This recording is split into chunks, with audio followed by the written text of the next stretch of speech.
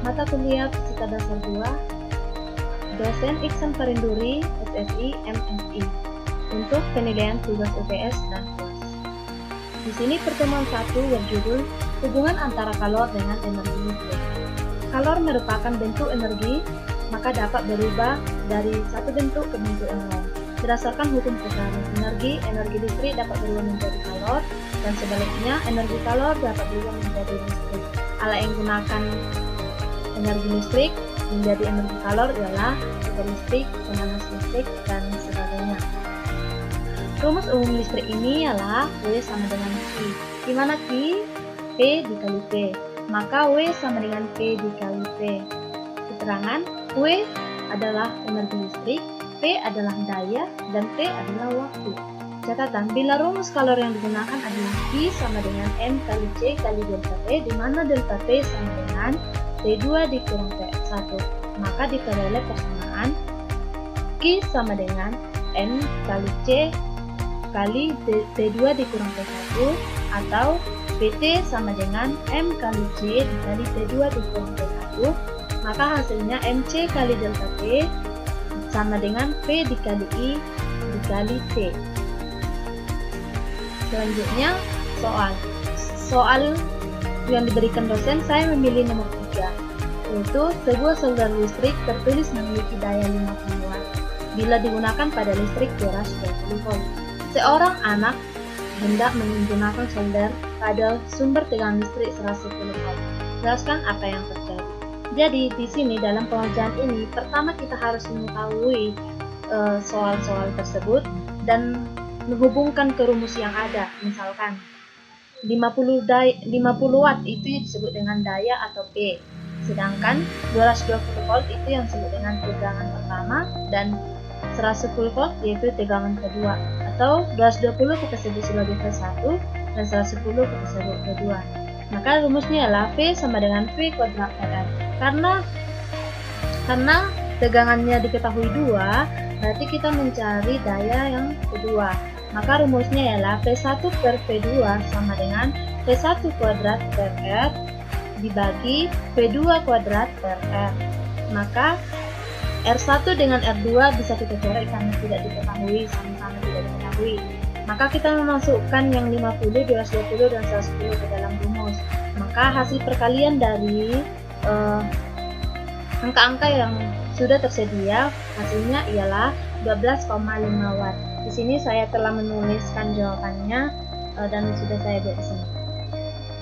Inilah adalah jawabannya yang saya tulis. Selanjutnya kita masuk ke pertemuan 4. Pertemuan 4 judulnya rangkaian seri dan paralel pada bentuk rangkaian. Seperti pada gambar kita bisa melihat jika pada resistor, pada lampu dan baterai, rangkaian seri dan paralel memiliki bentuk seperti ini. Selanjutnya, perbedaan susunan rangkaian dan komponen yang dipakai. Susunan rangkaian yang pertama yaitu susunan rangkaian seri terlihat sederhana, sedangkan rangkaian paralel terlihat lebih kompleks. Yang kedua, komponen yang dipakai. Yang pertama, komponen seri lebih sedikit. Misalnya itu terjadi pada saat sumber tegangan, saklar, kabel, dan bola lampu. Sedangkan rangkaian paralel menggunakan lebih banyak komponen, di mana di paralel ini lebih banyak menggunakan kabel. Misalnya kabelnya sambung sampai panjang gitu. Kemudian rumus dari kuat arus adalah I sama dengan I-nya konstan, makanya dibuat I1 sama I2 sampai dengan IN sama. Kemudian tegangan, jika pada seri tegangannya berbeda-beda, maka digunakan rumus P sama dengan P1 tambah P2 ditambah Pn. Jadi pada paralel, sedangkan pada paralel tegangannya sama, maka digunakan P sama dengan P1 sama dengan P2 sama dengan titik Pn. Besar hambatan pada seri hambatannya berbeda-beda.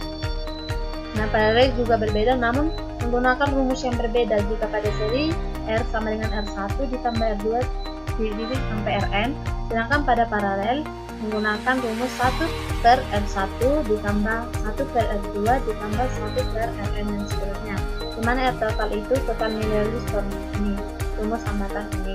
Maka R1, R2, R3, dan Rn adalah resistor 1, 2, 3, dan seterusnya. Cara mencari rumus total yaitu R1 ditambah R2 ditambah R3 ditambah Rf. Selanjutnya, dalam pertemuan ini saya mengambil soal nomor 1, di mana 3 buah hambatan disusun secara seri, masing-masing nilainya 4 ohm, 3 ohm, dan 5 ohm. Hambatan ini kemudian dipasang pada tegangan 120 volt. Hitunglah besar tegangan pada hambatan 3 ohm. Nanti yang diketahui adalah R1 4, R2 3, R3 5, dan V-nya 120. Yang ditanya ialah V jika hambatannya 3 ohm, V jika R-nya 3 ohm. Maka kita memasukkan rumus, yaitu yang pertama R total, kita menggunakan R-nya, hasilnya itu 12, kemudian mencari V sama dengan I dikali R, hasilnya itu 10 ampere, maka mencari V R2 sama dengan I dikali R2, hasilnya 30 volt. Kita bisa melihat jawabannya, sudah saya buat secara tertulis di sini, ini hasilnya 30 volt. Kemudian kita masuk ke pertemuan kelima, yaitu medan magnet. Medan magnet merupakan sebuah gambaran yang bisa kita gunakan untuk mempresentasikan bagaimana gaya magnet terdistribusi di antara suatu benda magnet atau sekitar benda magnet tersebut. Dalam kehidupan sehari-hari juga kita udah lebih banyak melihat magnet, misalnya pada sepeda motor, pada speaker, atau pada radio ada magnet. Jadi magnet ini sering terhubung jika ada rangkaian, misalnya ada itu peniti atau paku dan sebagainya berjenis yang sejenisan dengan besi. Kemudian rumus utamanya B sama dengan mu0 dikali I per 2VR. I adalah arus listrik dan R adalah jarak, dan mu0 itu konstanta permeabilitas. Jadi mu0 ini sudah ketetapannya itu 4V dikali 10 pangkat min 7 T kali M per A. Dapat menggunakan prinsip kanan seperti pada gambar ini. Kita bisa melihat jari-jarinya itu menuju arah aliran magnet, sedangkan ibu jarinya arah aliran listrik. Selanjutnya saya di sini mengambil soal nomor 11. Perbandingan jumlah lilitan kawat pada komponen primer dan sekunder sebuah transformator adalah 1:4. Tegangan dan kuat arus masuknya masing-masing 10 volt dan 2 ampere. Jika daya data berulang adalah 4W dan tegangan keluarnya 40, maka kuat arus keluarnya yaitu berarti yang ditanya ya kuat arus keluarnya berarti I sekunder. I sekunder ini sih kita masukkan yang pertama, kita membuat diketahuinya ini NP dibanding NS dibanding NP. Kita masukkan rumusnya PS sama dengan VP dikurang PK. Berarti PS dikali S sama dengan PV dikali IP dikurang 4. V kalornya 4, ini 4 kalornya. Maka hasilnya di sini IS sama dengan 0,4 A. Kita bisa juga melihat secara tertulis, saya spesifikasikan di sini. Ini hasilnya. Kemudian hukum Gauss. Jumlah garis gaya dari sebuah medan listrik yang menembus permukaan tertutup sebanding dengan jumlah muatan listrik yang diikuti oleh permukaan tertutup tersebut. Ini permitivitas sama dengan E dikali A dikali cos theta sama dengan I per permitivitas udara. Saya mengambil soal di sini yaitu nomor 4. Cara pengerjaannya di sini kita masukkan yang pertama itu kita memasukkan yang diketahui di sini. Nanti hasil akhirnya itu 3,54 newton. Kita bisa melihat di sini hasilnya ini. Yang saya juga lebih lengkap di sini, kita bisa melihat lebih jelas. Selanjutnya kita akan masuk ke pertemuan ke-7 yaitu arus listrik. Sifat-sifat arus listrik yaitu menghasilkan energi panas, energi magnet, energi cahaya dan kimia. Rumusnya ialah I sama dengan P dikali R, di mana I sama dengan listrik, P sama tegangan dan R sama dengan hambatan. Di sini saya soalnya terdapat di sini, buatlah rancangan suatu eksperimen bagaimana listrik bisa mengalir dapat menggunakan media buah-buahan seperti ini di bawah ini. Tapi saya mengambil bahan yang pertama seperti tomat ditambah uang koin tambah kabel. Di sini terjadi terjadi listrik dengan lampu menyala. Jika berhasil, maka lampu menyala. Semakin banyak tomat, maka semakin banyak listrik yang dikandung di dalam tomat itu untuk terhubung ke kabel-kabel ini. Lebih lengkapnya kita bisa melihat di link YouTube ini. Saya telah menyediakan. Seperti inilah bentuknya. Mengapa listrik bisa menyala dengan hanya tomat ini? Jika koin dan kabel ini terhubung ke tomat ini secara konstan, secara sempurna, maka di sini terjadi reaksi redoks. Makanya eksperimen dari Alcester ini berhasil sehingga menyalakan lampu. Oke, lebih lengkapnya kita bisa lihat di link YouTube ini. Saya telah buat di sini. Kemudian pertemuan ke-8 induksi elektromagnetik. Induksi elektromagnetik adalah gejala timbulnya arus listrik pada kawat penghantar karena perubahan flux magnetik. Ini rumusnya flux sama dengan B dikali A. Jika terdapat sudut, maka kita menambahkan cos theta. Maka flux sama dengan B dikali A dikali cos theta. Di mana flux magnet B sama dengan induksi magnet dan A sama dengan luas bidang, theta sama dengan sudut. Di sini saya mengambil soal nomor 5. Sebuah solenoida mempunyai lilitan 500, ini sama dengan N, dialiri arus sehingga timbul flux magnet sebesar 2 kali 10 pangkat min kilowatt. Ini fluxnya jika induksi Indonesia 0,4 mili, maka arus mengalir dasarnya ialah ini solenoida induksi ini ialah L. Maka rumus yang digunakan ialah L sama dengan N dikali delta flux per delta I, hasilnya 2,5 ampere. Di sini saya sudah buat secara tulisan. Ini hasilnya. Kemudian transformator dikonversi. Transformator ini disebut dengan trafo. Seperti kalau di jalan-jalan kita sering melihat tiang yang tersambung dengan kabel-kabel itu. Di salah satu tiang itu pasti dibuat sebentuk kotak, itulah yang dinamakan dengan trafo. Jadi rumus umumnya ialah PV per PS atau tegangan primer per tegangan sekunder sama dengan lilitan primer per lilitan sekunder. Kemudian di sini saya mengambil soalnya nomor 1. Maka di sini diketahui NS dibanding NT karena 10 dibanding 2. 10 dibanding 2. Di sini ditanya ialah tegangan listrik yang diserap lampu, berarti kalau yang diserap berarti sekunder dari luar, berarti V sekunder dan kuat arus primer IP. Maka di sini kita menjawabnya PS-nya sama dengan 20 volt, sedangkan IP-nya sama dengan 0,25 ampere. Ini secara saya buat tulisan. Jadi dari sini biasanya 20 dan 0,25. Selanjutnya P kali pertemuan 10 gelombang. Gelombang adalah getaran yang merambat.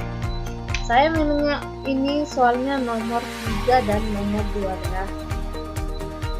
Nomor 3 ini periodenya T sama dengan 0,8, R-nya 0,4 dan simpangannya itu Y sama dengan 0,2 meter. Jadi ditanya di sini ialah posisi sudut awal di sini dengan simpangan Y. Jadi kita mendapatkan di sini sudutnya sin theta sama dengan 30 derajat atau itu sama dengan 5 dan simpangannya 0,38 meter. Dan nomor 12 di sini dicari hasil akhirnya cepat rambat gelombang sama dengan T. Cepat rambat gelombang itu hasilnya 30 meter per second. Secara tertulis kita bisa melihat ini nomor 3 dan ini nomor 12, hasilnya 30. Selanjutnya temuan ke-11 gelombang bunyi.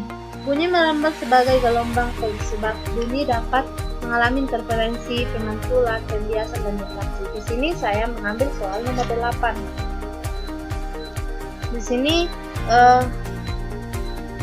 seperti jawaban ini sudah kita lihat. Di sini diketahui 10 480 Hz dan 340 ini P secara keseluruhan 340 meter kubik. Kita lihat di sini hasilnya lah 35 dibanding 33. Yang nomor 10 juga kita bisa lihat intensitas bunyi di titik berjarak 3 meter dan sumber bunyi 10 pangkat min 4, TTR 300 dan intensitas ambang 10 sama dengan 10 pangkat min 12 watt.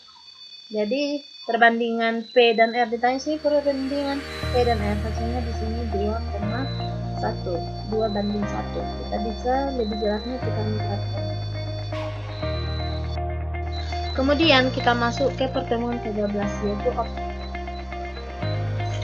Optik adalah cabang fisika yang menggambarkan perilaku dan sifat cahaya yang diinteraksikan cahaya dengan materi. Kalau di sehari-hari optik ini dibilang dengan mata, berarti kita sering melihat dari mata ini, berarti berapa jarak cahaya yang masuk ke mata kita dan kayak mana cepat rambatnya cahaya masuk ke mata kita, contoh itu. Jadi di sini rumusnya 1/S ditambah 1/S aksen sama dengan 1/F. S itu jarak benda, sedangkan S aksen itu jarak bayangan, dan S sama dengan jarak titik api atau fokusnya. Di sini saya mengambil soal nomor 8. Sebuah kamera memiliki titik api 80 mm, awalnya digunakan cucuk ini, dan tentukan kemana berapa jauh lensa kamera harus digeser.